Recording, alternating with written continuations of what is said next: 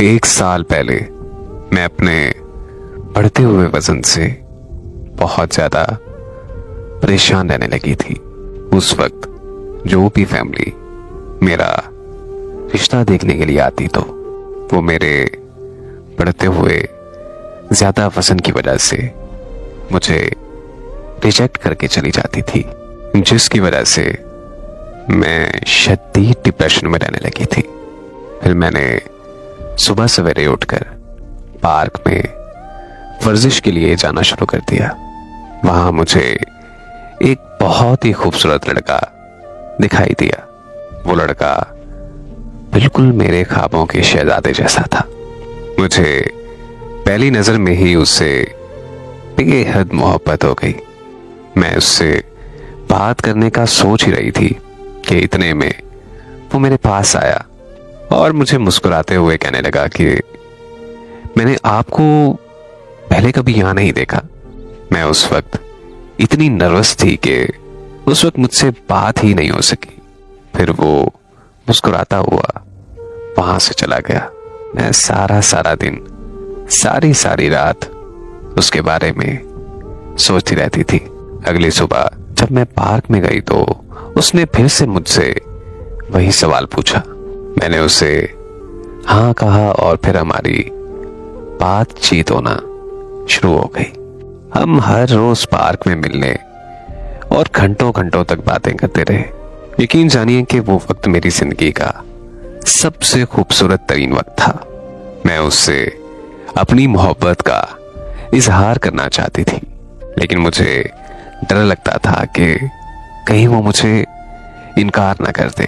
एक दिन मैंने बहुत ज्यादा हिम्मत जुटाकर उसे प्रपोज कर दिया और फिर वही हुआ जिसका मुझे शदीद डर था। वो वहां से चुपचाप चला गया और दोबारा कभी उस पार्क में मुड़कर कभी वापस नहीं आया। मैं रोज घंटों घंटों तक पार्क में बैठी उसका इंतजार करती रहती थी। मैंने आसपास के लोगों से भी उस लड़के के बारे में पता करवाया, लेकिन उसका कहीं सुराग नहीं मिला। मैं दिन ब दिन उसके इंतजार में ज़हनी मरीजा बनने लगी थी। मैं इस हद तक ज़हनी डिप्रेशन में रहने लगी कि मुझे पैनिक अटैक होने लगे। तब मेरे घर वाले मुझे एक साइकाट्रिस्ट के पास ले गए और वो मुझे एंटी डिप्रेशन की मेडिसिन देने लगा। जब मुझे मेडिसिन से कोई फर्क नहीं पड़ा तो उस साइकाट्रिस्ट ने मुझे कुछ ऐसा बताया जो मेरे लिए तस्लीम करना नामुमकिन था। उसने मुझे बताया कि तुम टेंशन डिसऑर्डर नामी एक बीमारी में मुब्तला हो।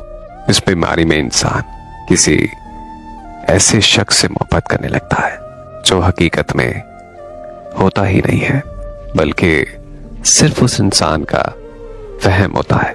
और तुम्हारे साथ भी बिल्कुल ऐसा ही हुआ है कि बार बार रिजेक्ट होने की वजह से तुम इतना डिप्रेशन में चली गई कि तुम्हें टेंशन डिसऑर्डर जैसी बीमारी में मुब्तला हो गई और तुम्हें तुम्हारे ख्वाबों का शहजादा हकीकत में दिखाई देने लगा, जबकि वो सिर्फ और सिर्फ तुम्हारा वहम था। पहले तुम अपने वहम को हकीकत समझकर उससे बातें कर रही थी और फिर तुम्हें फोबिया होने लगा कि कहीं वो शख्स तुम्हें छोड़कर न चला जाए। और इस बीमारी में फोबिया का हो जाना मतलब बीमारी का एक्सट्रीम लेवल तक बढ़ जाना है। और फिर फोबिया इस हद तक पहुंच गया कि तुमने ये मान लिया कि वो तुम्हें हकीकत में छोड़कर चला गया है।